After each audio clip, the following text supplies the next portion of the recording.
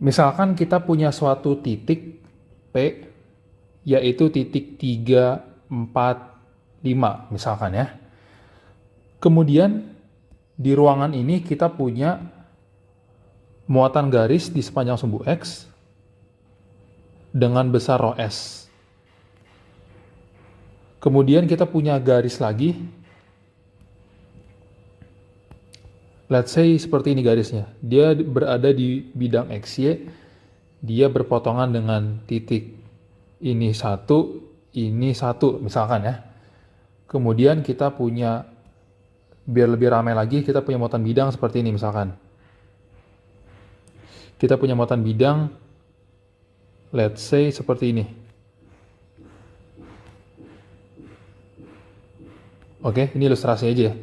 Bidang ini berpotongan di titik 1, 1, 1. Kemudian kita punya satu lagi deh, biar lebih ramai. Kita punya satu muatan titik lagi. Muatan Q, dia berada di titik min 1. Dia ada di titik 1. Kemudian min 1. 1, 1, min 1 misalkan, gitu. Titik Q ada di titik 1, 1, min 1.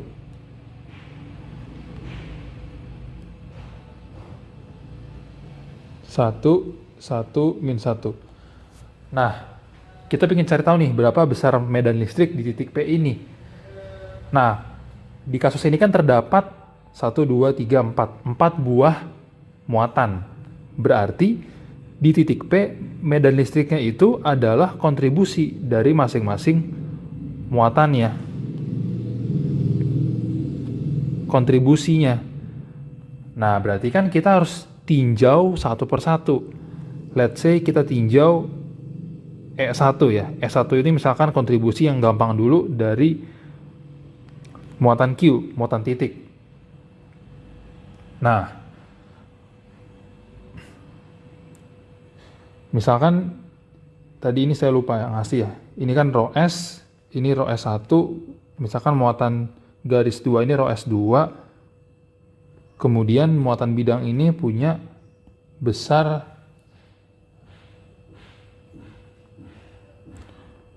ini rho S.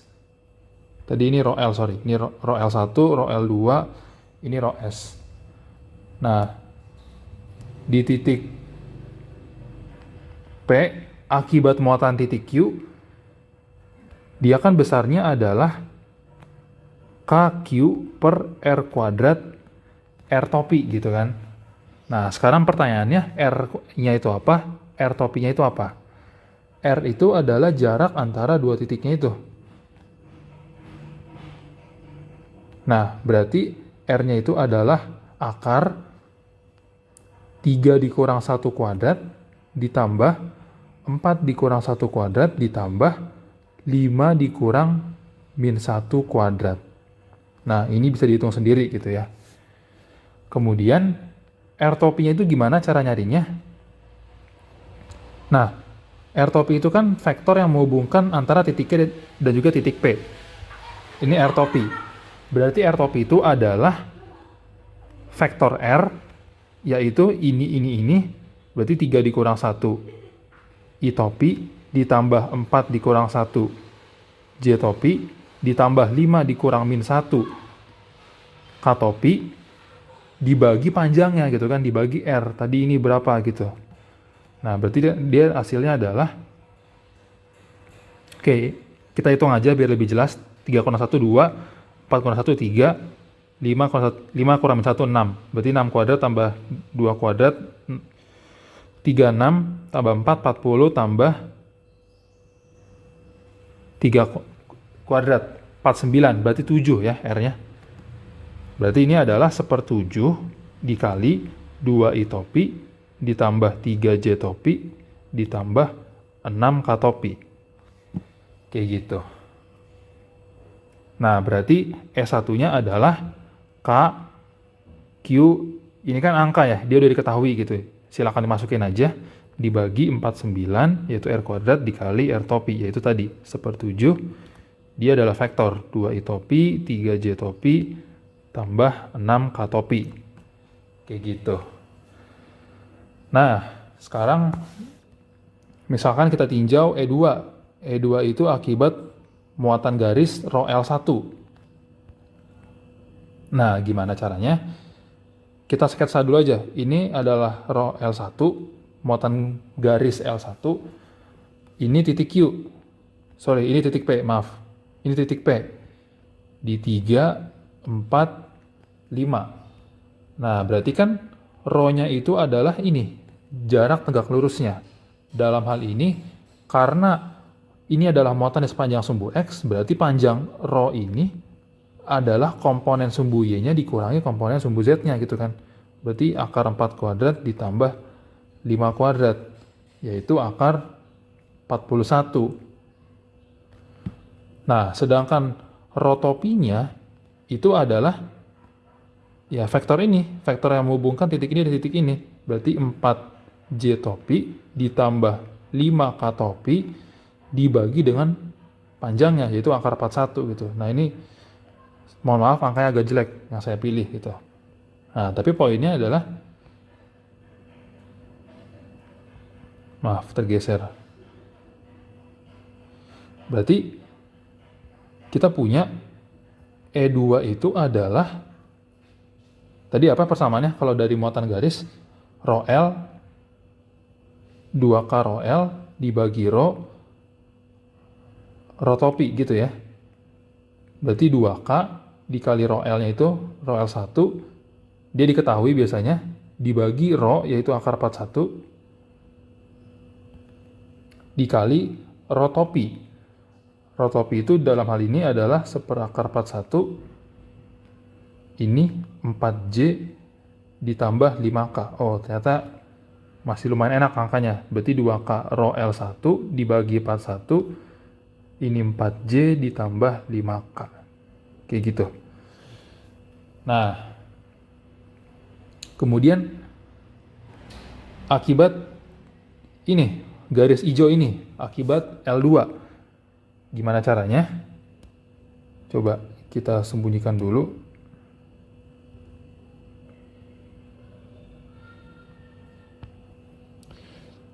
Nah, ini row L2 ya. Dia itu kan berpotongan di sumbu X-nya itu di titik X sama 1, di sumbu Y berpotongan di titik Y sama 1, dan di sumbu Z-nya dia nilainya 0. Tadi kita punya titik P itu adalah 3, 4, 5. Nah, berarti kan sama seperti sebelumnya, kita harus proyeksikan gitu. Kita harus proyeksikan ini adalah row panjangnya. Nah, row topi itu dari sini ke sini.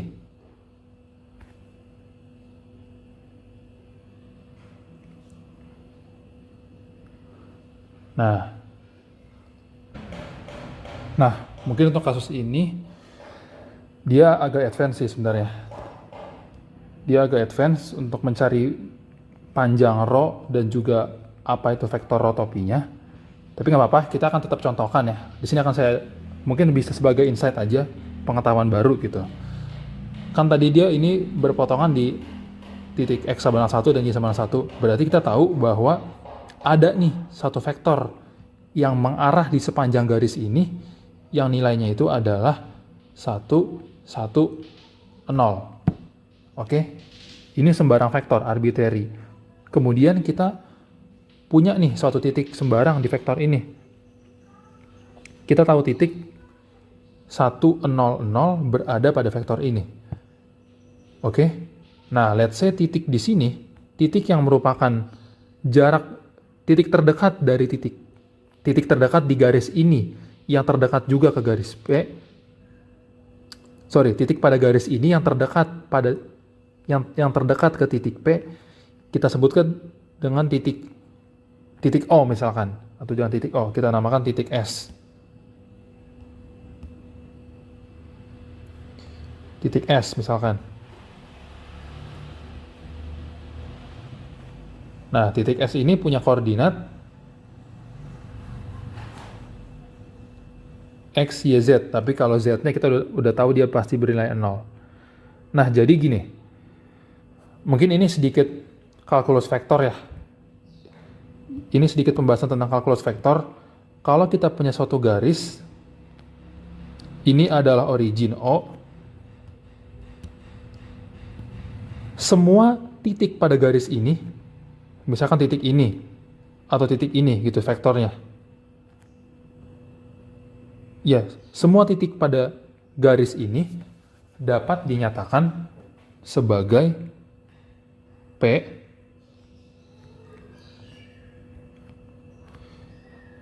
sama dengan, ini misalkan P ya, vektor P gitu, adalah vektor arah, yaitu A, dikali suatu parameter T, ditambah B, suatu vektor sembarang pada titik ini, gitu. Terlihat dengan jelas ya, kan semua vektor di sini kan bisa kita mainkan berapa panjang A-nya gitu. Semakin A-nya panjang, berarti dia semakin dekat dengan titik B ini, gitu. Jadi kayak gitu. Ini adalah persamaan parameter sebutannya. Persamaan parameter untuk titik pada garis. Nah, berarti titik S ini bisa kita tuliskan dia adalah titik atau vektor ya. Dia adalah vektor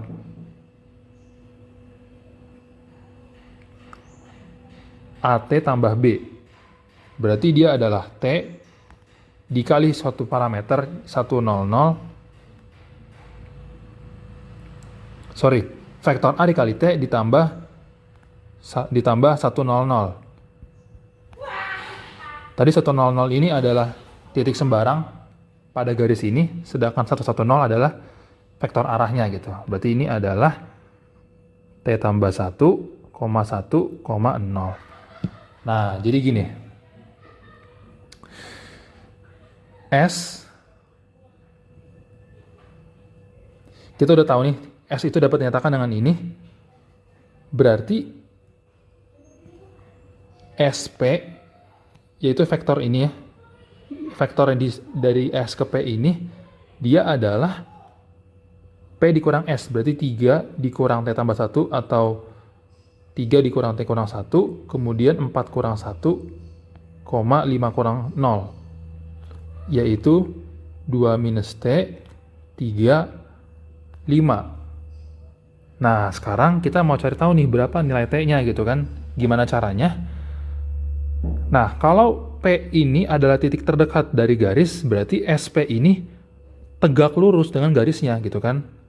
Akibatnya, SP kalau kita dot produkkan dengan vektor arahnya, yaitu 110, dia harus bernilai 0 gitu. Ya kan, karena kan dia tegak lurus gitu.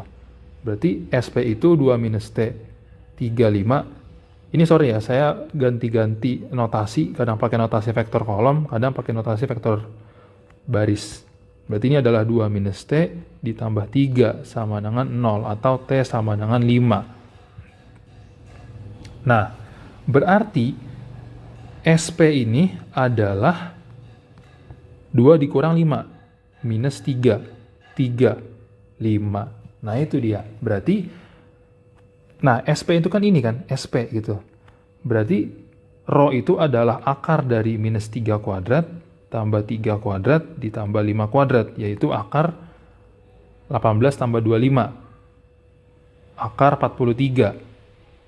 Sedangkan, rho topinya adalah minus 3 I topi, tambah 3J topi, tambah 5K topi, dibagi akar 43. Ini sorry ya, untuk yang muatan garis ini agak advance, tapi ini hanya sebagai insight aja. Hanya sebagai insight aja. Gitu. Oke. Kita lihat lagi yang tadi. Oke, kita udah ngitung nih kontribusi dari muatan titik, dari muatan garis L1, dan juga muatan garis L2. Sekarang muatan bidang rho S. Untuk muatan bidang rho S, goal kita adalah mencari vektor normalnya. Ingat, karena kalau rho S adalah bidangan tak hingga, maka dia kuat medan listriknya itu tidak bergantung terhadap jarak ya, jarak titiknya itu. Tapi sekarang PR kita adalah mencari berapa besar atau berapa atau gimana ekspresi dari vektor normalnya. Oke, kita gambar dulu. Ini X, Y, Z. Nah, ini bidangnya. Tadi di titik 111, kemudian ini titik P gitu ya, 3, 4, 5. Nah, untuk mendapatkan vektor normal, kita harus bisa menyatakan dulu nih persamaan dari bidangnya ini. Fx, y, z-nya apa? Nah, mungkin biar sedikit lebih insightful juga, bakal saya coba jelaskan secara umum gitu ya. Artinya gini, let's say perpotongan itu di titik A, ini X sama dengan A, kemudian di titik Y sama dengan B, sama di titik Z sama dengan C gitu. Nah, berarti kan persamaan bidang itu kan pasti bentuknya adalah bla bla bla dikali X, tambah bla bla bla dikali Y, tambah bla bla bla dikali Z sama dengan bla bla bla gitu kan. Nah, kita tutup nih, kalau YZ-nya itu 0, berarti X-nya itu apa? X-nya itu harus A gitu. Nah, oke. Sekarang kalau X dan Z-nya itu 0, Y-nya itu harus apa? Kalau X dan Z-nya 0, Y-nya itu kan harus sama dengan B kan? Nah, tapi karena di sini ada A, berarti ini harus kita kalikan dengan B, kemudian ininya kita bagi dengan A. Ya kan? Karena kalau XZ-nya 0, sorry, ininya ada A. Sorry, maaf. Dia gini. Di sini harus ada A. Karena kalau kita tutup XZ-nya 0, dia harus sama dengan B. Nah, tapi kalau kayak gini ceritanya, X-nya itu jadi sama dengan AB dong. Berarti ini kita harus kasih B juga. Nah, terus kalau Z-nya itu, kalau X-nya 0, Z-nya itu harus sama dengan C. Nah, di sini berarti harus ada kayak gini, ABC. Nah, tapi kalau kayak gini, kalau XZ-nya itu 0, Y-nya itu adalah BC. Nah, berarti ini kita kasih C, ini harus kita kasih C. Nah, ini harus kita kasih AB, atau dalam kata lain, X per A.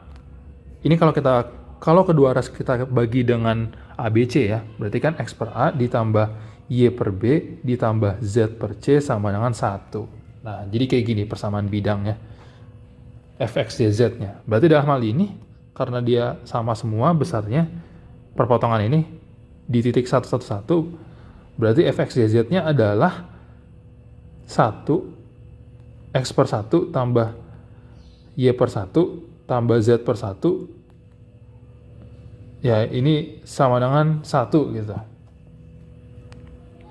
Ini Fx, Y, Z-nya titik 2.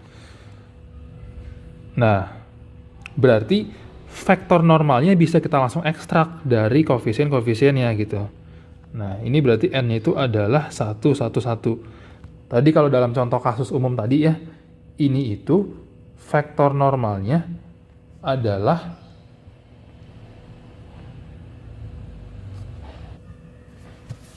N-nya itu adalah 1 per A, 1 per B, 1 per C gitu ya. Nah, ya tentu saja ini harus dinormalisasi gitu ya.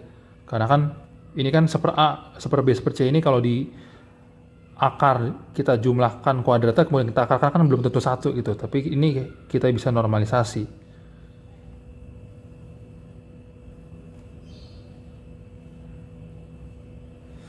Nah, berarti dalam kasus ini, N-nya itu adalah AX tambah AY tambah AZ dibagi akar 1 kuadrat tambah 1 kuadrat tambah 1 kuadrat. Berarti dibagi akar 3 gitu.